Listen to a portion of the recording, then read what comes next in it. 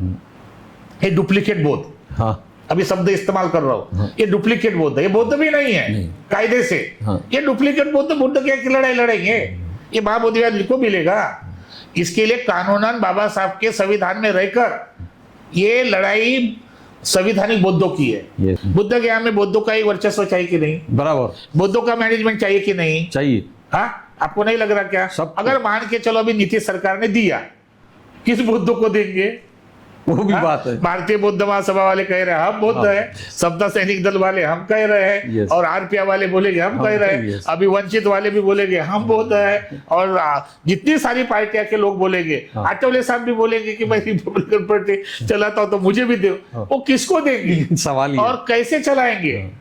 आकाश लामा की मशाल यात्रा है, विनय चारा की धम्मध्वज यात्रा है। ये रैली दोनों भारत महाराष्ट्र के मध्य प्रदेश में महाराष्ट्र ने घूमने के बजाय ये रैली अगर बिहार में घूमती तो बिहार के लोग जागरूक होते। अगर बिहार के लोग जागरूक होते तो बिहार के लोग नीतीश सरकार के विरुद्ध में वोट डालते और सरकार गिरती। लेकिन ये ऐसा कर नहीं रहे। वर्तमान में जो पंथे प्रज्ञाशील जो आंदोलन कर रहा है, बैठा है कि ये कर रहा हूं, इतने दिन का हूं। अरे भाई, तो 6 साल तक वहां बैठा था तो तूने कौन से झंडे गाड़े? ये तूने कौन से झंडे गाड़े? तूने तो कुछ भी नहीं किया। तेरा भी उद्देश्य आकाश लामा के साथ लेकर कहीं ना कहीं मैनेजमेंट कमेटी को हमको ऑफर मिले, मेंबर बनने के लिए मिले, इन लोगों का ये प्रयास है। मुझे क्यों नहीं बुलाया जाता? मैं आंदोलनकारी हूं, मैं भी 13 दिन जेल में रहा हूं, 13 भिक्षु के साथ जेल में रहा हूं, तो मुझे क्यों आंदोलनकारी को बुलाया नहीं जा रहा? बंते आनंद जी को क्यों नहीं बुलाया जा रहा है सभाओं में? ये लड़ाई संविधानिक बौद्धों की है, ये माइनॉरिटी बौद्धों की है। आप एक तरफ बाबा साहब का नाम ले रहे, दूसरी तरफ आपके गैजेट में मार है, नवबौद्ध है, तो आपकी लड़ाई कैसे माने जाएंगे? हमको तुम चीज करेंगे, हमको गाइड करेंगे। अब हवा में तीर मारने से कुछ नहीं होगा।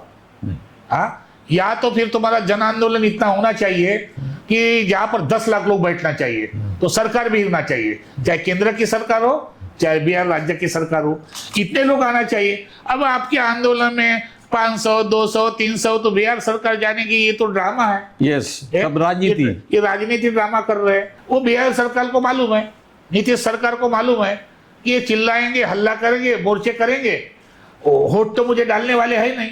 ये जो भिक्षु है, भारत का भिक्षु, उनसे मैं निवेदन कर रहा हूं, ये चीवर भी तुम्हारा नहीं है, ये तुम्हारी बाहर की नेशनलिटी है।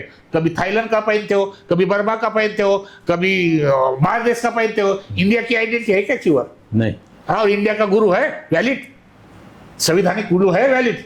कुछ नहीं। आप मान रहे, आप सुन रहे। 14 अक्टूबर 1956 में डॉक्टर बाबा साहब आम्बेडकर ने भूतो न भविष्य न होने वाली धम्म क्रांति नागपुर में की, और उस धम्म क्रांति में स्वाभिमान मिला, सम्मान मिला, आपको अच्छा जीवन जीने के लिए मिला। तो उस धम्म क्रांति को बढ़ाना चाहिए कि घटाना चाहिए? बढ़ाना ही चाहिए, बढ़ाना चाहिए।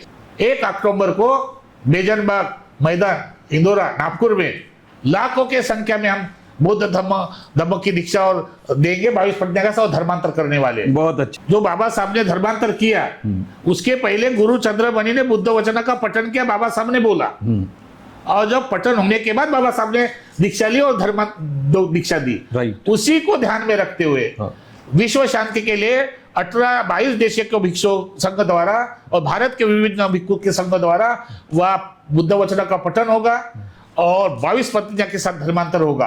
और जिन जिन लोगों को हमने निमंत्रित किया उनके मार्गदर्शन होंगे। और ये धर्मांतर केवल दीक्षा भूमि के नागपुर में नहीं होने वाला है, तो ये धर्मांतर पूरे भारत भर में हम लोग लेके जा रहे हैं। बहुत बढ़िया प्लानिंग।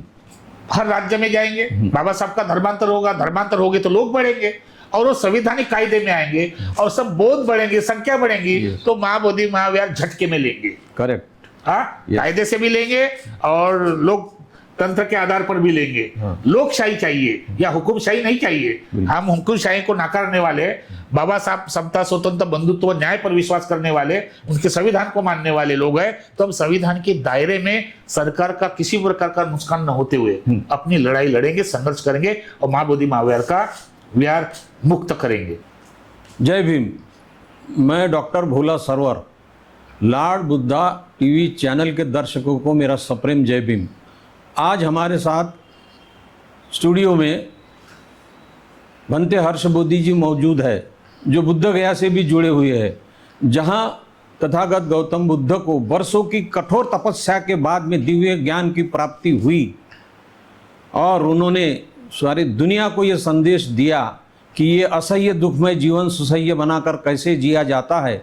सारी दुनिया उनके संदेशों और उपदेशों के तहत ही चल रही है। वहीं पर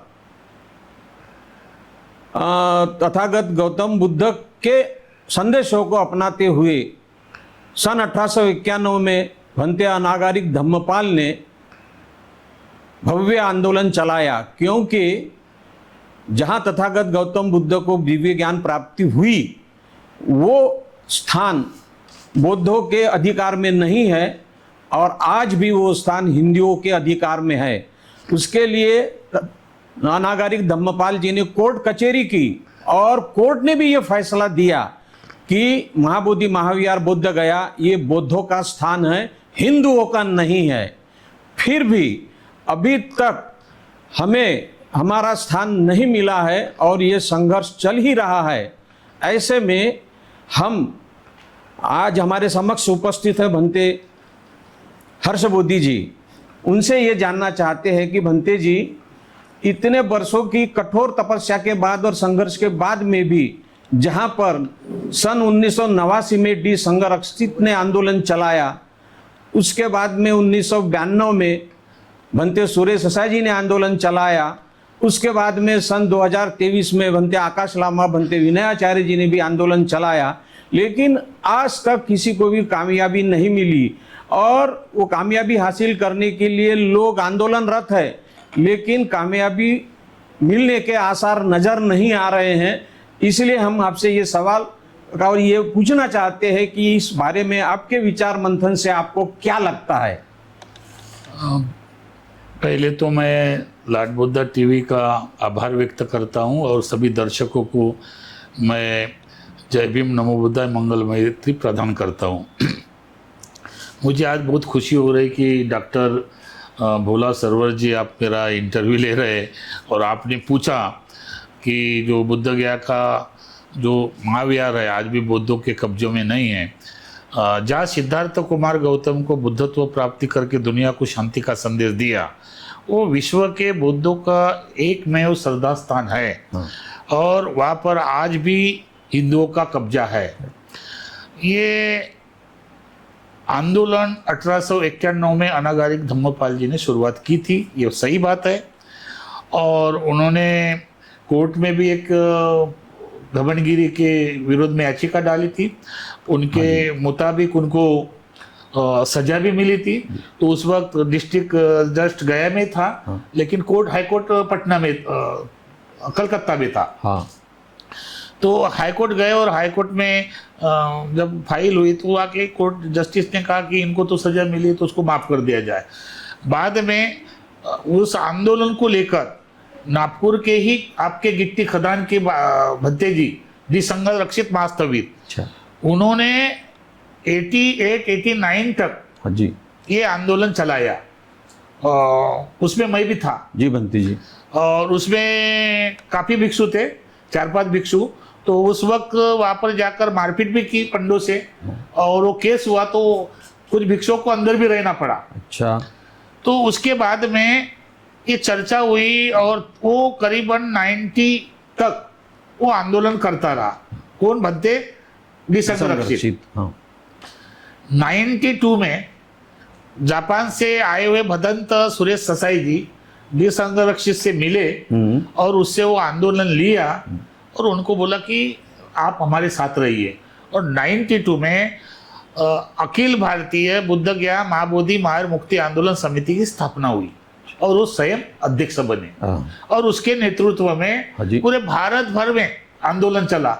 केंद्र सरकार के विरुद्ध में चला, बिहार सरकार के विरुद्ध में चला। आंदोलन इतना तेज हुआ कि उस जमाने में सोशल मीडिया नहीं थी। उस जमाने में केवल पत्र थे, वर्तमान पत्र थे और आकाशवाणी थी। तो इतना प्रचार करते थे हम लोग और लाखों की तादाद में बुद्ध गया में लोग आए और लोगों ने बुद्ध गया का जो आंदोलन है मजबूत बनाया।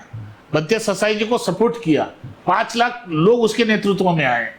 लेकिन 92 से लेकर 93, 94, 96, 97, 98 में भंते जो 98 में बिहार के जो मुख्यमंत्री थे उस वक्त लालू प्रसाद यादव, उन्होंने इनको बुलाया और उन्होंने कहा कि भाई आप मैनेजमेंट कमेटी में आओ।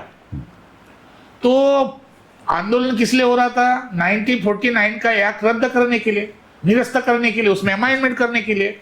लेकिन उस वक्त क्या हुआ, जब लालू ने इनको ऑफर दी तो उनकी बात को स्वीकार कर वो 4 मेंबर बने। अच्छा। उसमें भंते ससाई जी मेंबर बने, भंते आनंद मास्तवीर मेंबर बने, उनके शिष्य प्रज्ञाशील ससाई जी के मेंबर बने, और उसमें बाहर से जो कुशीनगर में रहते ज्ञानेश्वर भंते जी मेंबर बने। उस वक्त तो मैं था, लेकिन इतना मेरा प्रभाव नहीं था। लेकिन फिर भी हमने उनको बोला था कि भंते जी, हमारा आंदोलन 1949 का एक्ट रद्द करने के लिए, उसको निरस्त करने के लिए, उसको अमेंडमेंट करने के लिए आप मेंबर बनेंगे तो कैसे आंदोलन चलेगा?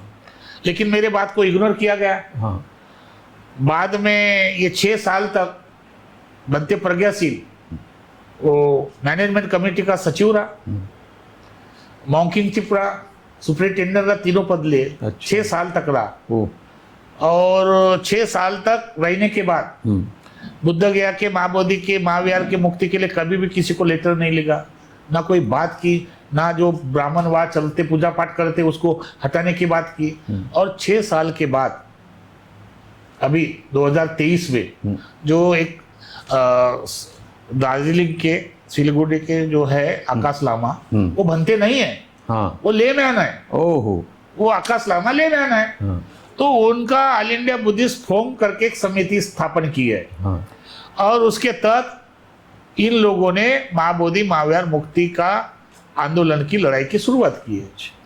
तो मैं तो शुरू से इनके विरोध में था, दोनों के आंदोलन के विरोध में नहीं था, लेकिन नेतृत्व हीन है ना, दिशाहीन है, इसलिए हम लोग विरोध में थे। तो महाराष्ट्र के लोगों ने भी उत्साह में आए, भंते जी आरएसएस का है, भंते जी ऐसा है, मेरा भी विरोध हुआ। तो हमने उस विरोध को क्योंकि मैं अभी प्रॉपर बौद्ध गया का हूँ, मैं अभी प्रॉपर बिहार का बन गया हूँ, मैं अभी महाराष्ट्र से बिलोंग करता हूँ लेकिन बिहार में रहता हूँ, तो वहां पर मुझे सारी जानकारी है क्या हो रहा क्या नहीं। तो ये आंदोलन अभी सोशल मीडिया में इतना तेज हुआ, इसको नकारा नहीं जा सकता, लेकिन आंदोलन को दिशा नहीं मिल रही, आंदोलन दिशाहीन हुआ।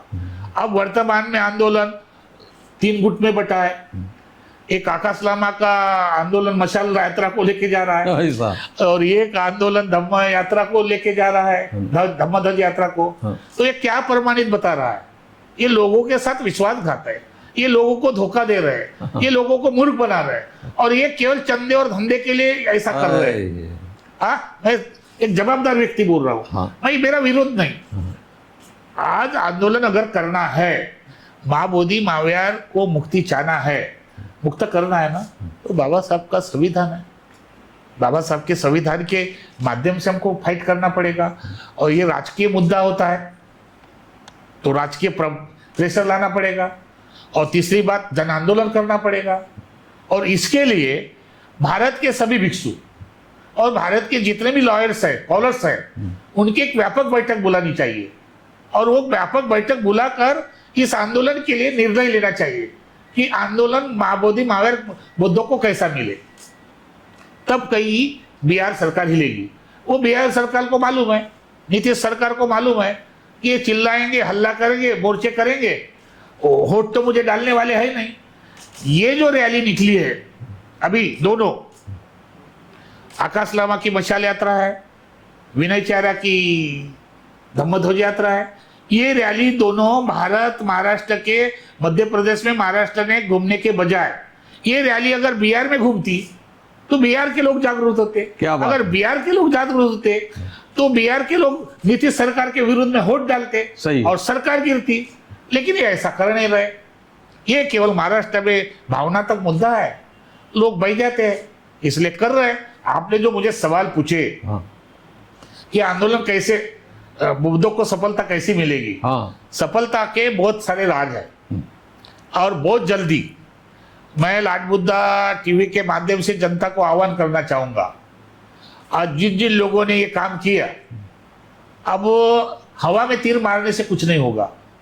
हाँ, या तो फिर तुम्हारा जन आंदोलन इतना होना चाहिए कि जहां पर 10 लाख लोग बैठना चाहिए, तो सरकार भी हिलना चाहिए, चाहे केंद्र की सरकार हो चाहे बिहार राज्य की सरकार हो, इतने लोग आना चाहिए। अब आपके आंदोलन में 500, 200, 300 तो बिहार सरकार जाने की, ये तो ड्रामा है। यस, सब राजनीति, ये राजनीति ड्रामा कर रहे हैं। और इन आंदोलनकारियों ने वर्तमान में जो पंथे प्रज्ञाशील जो आंदोलन कर रहा है, बैठा है कि ये कर रहा हूं, इतने दिन का हूं, अरे भाई तो 6 साल तक वहां बैठा था, तो तूने कौन से झंडे गाड़े? ये तूने कौन से झंडे गाड़े? तूने तो कुछ भी नहीं किया।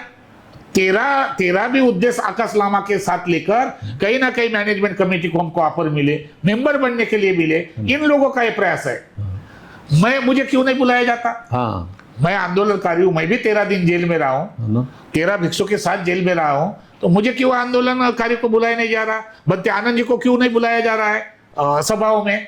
तो ये जो आंदोलनकारियों को कुछ लोग जो प्रस्तुत कर रहे हैं, इनमें भी हमारे बौद्धों की बहुत साजिश है। केवल पैसा निधि, किसी बंते जी को प्रमोट कर दो, किसी बंते जी को आगे कर दो और पैसा कमाने का उद्देश्य कर लो। अब ये यात्रा से क्या मिल रहा है समाज को, बताओ तो? क्या बुद्ध गया हो गए मुक्त? नहीं।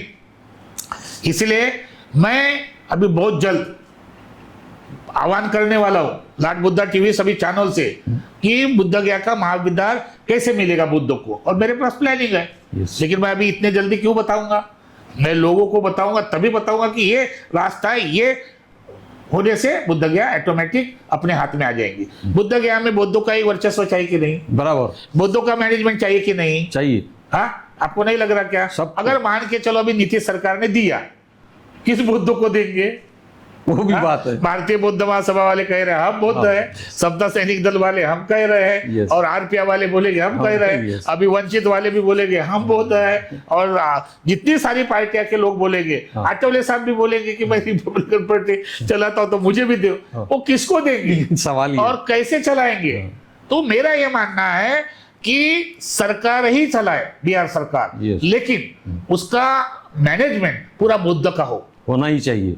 जब बौद्धों का मैनेजमेंट होगा तो वहां पर विकास होगा, वहां पर बौद्धों के लिए फैसिलिटी मिलेगी, सब कुछ तय हो जाएगा। लेकिन हमारे लोग केवल भावनात्मक बाबा साहब को लेकर ये डुप्लीकेट बौद्ध, अभी शब्द इस्तेमाल कर रहा हूं, ये डुप्लीकेट बौद्ध है, ये बौद्ध भी नहीं है कायदे से। ये डुप्लीकेट बौद्ध बुद्ध की लड़ाई लड़ेंगे, ये महाबोधिवाद को मिलेगा। इसके लिए कानूनन बाबा साहब के संविधान में रहकर ये लड़ाई संविधानिक बौद्धों की है, ये माइनॉरिटी बौद्धों की है। आप एक तरफ बाबा साहब का नाम ले रहे हैं, दूसरी तरफ आपके गैजेट में मार है, नवबौद्ध है, तो आपकी लड़ाई कैसे माने जाएंगे? हमको तुम चीज करेंगे, हमको गाइड करेंगे। ये जो भिक्षु है, भारत का भिक्षु, उनसे मैं निवेदन कर रहा हूं, ये चीवर भी तुम्हारा नहीं है, ये तुम्हारी बाहर की नेशनलिटी है। कभी थाईलैंड का पहनते हो, कभी बर्मा का पहनते हो, कभी बाहर देश का पहनते हो। इंडिया की आइडेंटिटी है क्या चीवर? नहीं। और इंडिया का गुरु है वैलिड, संविधानिक गुरु है वैलिड? कुछ नहीं। आप मान रहे, आप सुन रहे। इसीलिए हमने समाज के सामने सच्चाई जाने के लिए 14 अक्टूबर 1956 में डॉक्टर बाबा साहब आम्बेडकर ने भूतो न भविष्य न होने वाली धम्म क्रांति नागपुर में की, और उस धम्म क्रांति में स्वाभिमान मिला, सम्मान मिला, आपको अच्छा जीवन जीने के लिए मिला। तो उस धम्म क्रांति को बढ़ाना चाहिए कि घटाना चाहिए? बढ़ाना ही चाहिए, बढ़ाना चाहिए। लेकिन हमने 5 लाख लोगों का आह्वान किया था कि 5 लाख लोग धर्मांतर करेंगे दीक्षा भूमि पर। लेकिन दीक्षा भूमि के जो अध्यक्ष है हठधर्मी, धर्म विरोधी है वो, मतलब लगता है वो स्वयं आरएसएस के है, वो धर्मांतर को रोकने का प्रयास किया है। पहले परमिशन दिया है, बाद में परमिशन रद्द की गई, फाड़ा गई है। इसलिए हमको पर्याय व्यवस्था 1 अक्टूबर को बेजनबाग मैदान इंदौरा नागपुर में लाखों के संख्या में हम बौद्ध धम्म की दीक्षा और देंगे 22 पटना का धर्मांतर करने वाले। बहुत अच्छा। और उसका उद्घाटन माननीय मध्य प्रदेश के भूतपूर्व न्यायाधीश सुप्रीम हाईकोर्ट के सुरेश कैट जी, इसके द्वारा उद्घाटन होगा। और कई देशों के भिक्षुओं को हमने निमंत्रित किया है। और उन भिक्षुओं के द्वारा जो बाबा साहब ने धर्मांतर किया, उसके पहले गुरु चंद्रमणि ने बुद्ध वचन का पठन किया, बाबा साहब ने बोला, और जब पठन होने के बाद बाबा साहब ने दीक्षा ली और दीक्षा दी। उसी को ध्यान में रखते हुए विश्व शांति के लिए 18-22 देशों के भिक्षु संघ द्वारा और भारत के विभिन्न भिक्षु के संघ द्वारा वह बुद्ध वचन का पठन होगा और 22 प्रतिज्ञा के साथ धर्मांतर होगा। और जिन जिन लोगों को हमने निमंत्रित किया उनके मार्गदर्शन होंगे।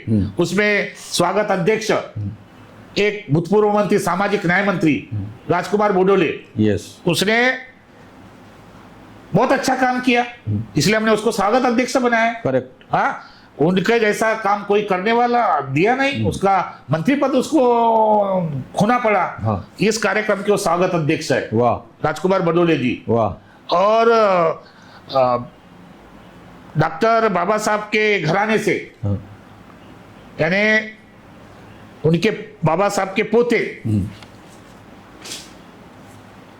भीमराव जी आंबेडकर, राष्ट्रीय अध्यक्ष भारतीय बौद्ध महासभा, उसको प्रमुख अतिथि में हमने निमंत्रित किया। कई ऐसे सामाजिक, धार्मिक, राजनीतिक लोगों को, मान्यवरों को हमने निमंत्रित किया। और विशेष रूप से इस कार्यक्रम को चांद लगाने के लिए, लोगों को मनोरंजन, उनका प्रबोधन करने के लिए सुप्रसिद्ध गायक माननीय विष्णु शिंदे, आंबेडकर शिंदे शाही, इनकी बुद्ध भीम गीतों का महाजलसा प्रस्तुत होगा।